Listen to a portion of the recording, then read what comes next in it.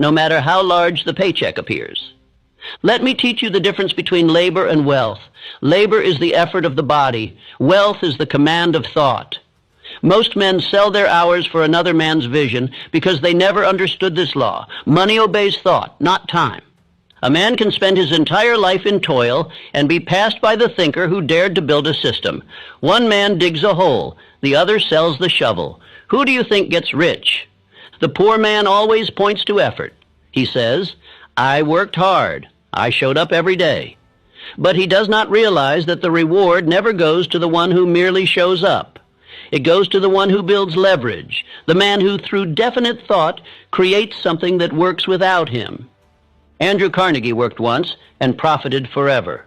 He did not simply swing hammers in a steel mill. He designed an empire. He built a system of processes, men, and materials that multiplied while he slept. He used his mind to organize men with skill and vision.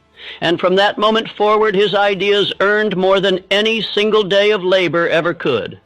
That is the secret the worker never learns, that the mind is the only true factory of fortune.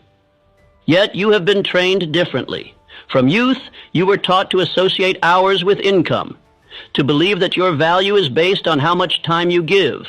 But time is a poor man's currency. It is the one thing you can never earn back. And every time you trade it for someone else's dream, you are selling the only thing that is truly yours. The truth is this: men were trained to work, not to think. They were trained to obey, not to build. And now they wonder why they labor for a lifetime and have nothing to show. It is not injustice. It is programming, and it must be broken. You cannot continue to believe that more effort will bring more freedom. It will not.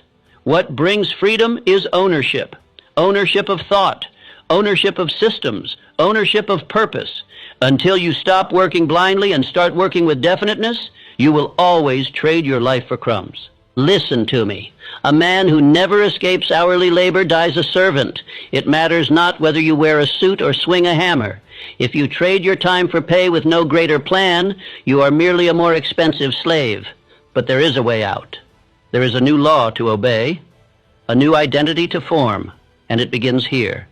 Affirm now, speak with power. I do not sell my life for crumbs. My work builds ownership, not dependence.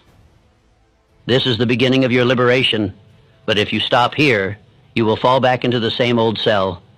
So let us move forward. Part 2, The Retirement Lie, A Slave's Reward.